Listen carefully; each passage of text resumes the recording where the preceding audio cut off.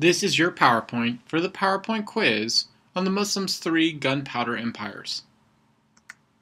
The Ottoman Empire. Conquering Byzantium. The Mongol empires began to collapse in the 13th century. Osman Bey united the region in Turkey and the Anatolian Peninsula. Mehmed II led the Ottomans against Byzantium and conquered Constantinople, establishing a capital on the Dardanelles Straits. They established the most powerful navy in the region and threatened southern Europe. They conquered areas in Hungary during the Protestant Reformation, but they ended up losing in Vienna, stopping their advancement into Europe. Political structure. The Sultan was the chief leader and was seen as the messenger of Allah. Sultan was symbolically in absolute control. However, he was advised by two groups that was kept in constant competition for power. On one side was the Janissary Corps. They were the military advisors who controlled the main artillery and cannons.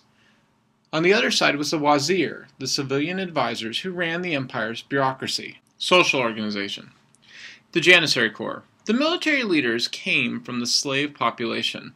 The Ottomans would take over certain areas from Christian, Jewish, and Muslim communities, but then they would take a certain number of them and put them into positions of power. They would be converted over to Islam. This might seem strange, but actually it makes quite a lot of sense. By taking these people and putting them into positions of power, they made sure that these individuals would not rebel against them. Plus, their local communities would not rebel against them either, since they felt that they had some representation in the centralized government. The harem. Women from Christian, Jewish, and Muslim populations would also be taken in order to form multiple wives for the Sultan. The harem's main purpose was not sexual, but to choose an heir. No one would know the background of the heir to the throne, so that way the Jewish, Christian, and local Muslim communities would feel that they were a part of the overall community and not rebel against the Sultan, since the Sultan might come from their particular community. So, this stopped potential rebellions, since nobody wanted to rebel against their own lineage. Social organization 2. The Millets. The empire expanded from present-day Iran to northern Africa and southern Spain. This meant a huge area to manage with multiple smaller communities. The millet was a small community of what was called Dahimis, or people of the book, Christian or Jewish. They would be led by their own leaders, who could collect taxes and send them to the Sultan. The Dahimis had to pay a jizya tax, or replacement fee, for not serving in the military. As long as the millet collected taxes and gave ultimate loyalty to the Sultan, they would have their own local freedom. The Ottoman Decline. The Ottomans existed all the way up until the 20th century after World War I.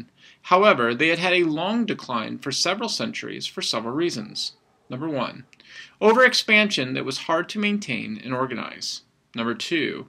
The expansion led to higher taxes on local leaders, leading to rebellions. Number 3. The Janissaries eventually blocked innovations for fear of losing their overall influence. Number 4. The Ottomans lost a very important naval battle at Lepanto against the Spanish. And number 5. The imams, or religious leaders, became reactionary.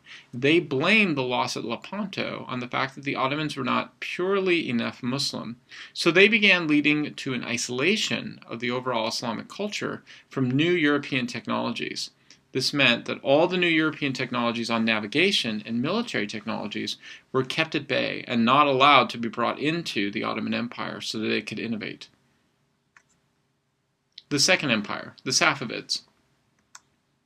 Safavid Origins. Safavids developed from the struggle between the Mongols and the Turks. Ismail led the Safavids and united them around the Shia sect of Islam. He claimed to have authority going back to the original bloodline of Muhammad. Remember that original individual, Ali, who had a bloodline going back to Muhammad. He fought against the Ottomans at the battle at Chaldiran and lost. The Ottomans were unable to destroy the Safavids entirely, but kept them contained to the area of today, the modern-day Iraq. Safavid political organization. The major leader was Shah Abbas. He created a Janissary Corps from slaves taken from Russia. He united the empire around one religious faith in Shia Islam. Then he invited in foreign advisors from Russia, Europe, and the Balkans to counterbalance the power of the nobles. The Safavid social organization. The Shah had absolute power. The empire was organized around the unity of the Shia faith. The only other faith was the Sufi religion. Sufis stressed emotion over reason.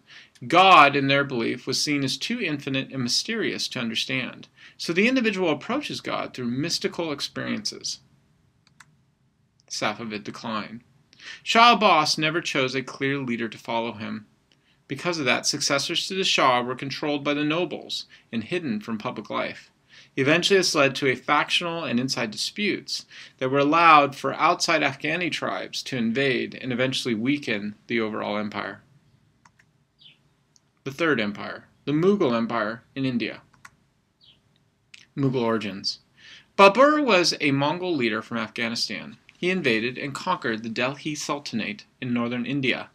Babur used movable artillery and cavalry to defeat the Hindus who relied upon elephants for cavalry. His son, Humayun, was initially defeated by the Hindus, but he returned and then conquered them. Then on one occasion, Humayun was carrying books down a staircase and fell to his death. Akbar the Great. Akbar was Humayun's grandson. He was a great military leader and a great administrator. He realized that the main problem in India was religious and cultural diversity, so he took steps to unite the different groups, the Muslims, the Hindus, and the Christians. He abolished the jizya, or replacement tax. He allowed Hindus to build their own temples. He promoted Hindus to be his advisors, and he allowed for intermarriage of Hindus and Muslims. The Divine Faith.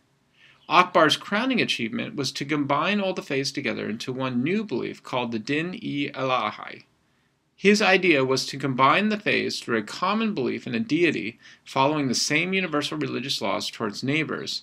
In other words, the idea would be to take all the common elements of all these faiths, unite them together into one new faith, in the hope that this would unite everyone under common belief systems. However, after his death, this was rejected by Hindus and Muslims as lacking sufficient purity of ideas and faith. Akbar also attempted to eradicate the Hindu practice of sati. That was the idea that women would cremate themselves along with their dead husbands during the funeral. The decline of the Mughals. Number 1. Akbar's successors were weak and spent too much money on public works projects. The biggest example of this was Nur Jahan's building of a major monument to his wife Mumtaz Mahal after she died in childbirth. The biggest problem was Aurangzeb. He tried to reinstate a more pure form of Islam by weakening Hinduism. Aurangzeb was reacting to Akbar's attempt to create that divine faith. Aurangzeb destroyed Hindu temples, he reinstated the jizya tax, and he would not allow Hindu advisors into his royal court. Eventually, factions broke away from the empire and formed their own regional groups. The Sikhs, for example, in the north, formed a common faith between the Muslims and the Hindus. They broke from the central part of India.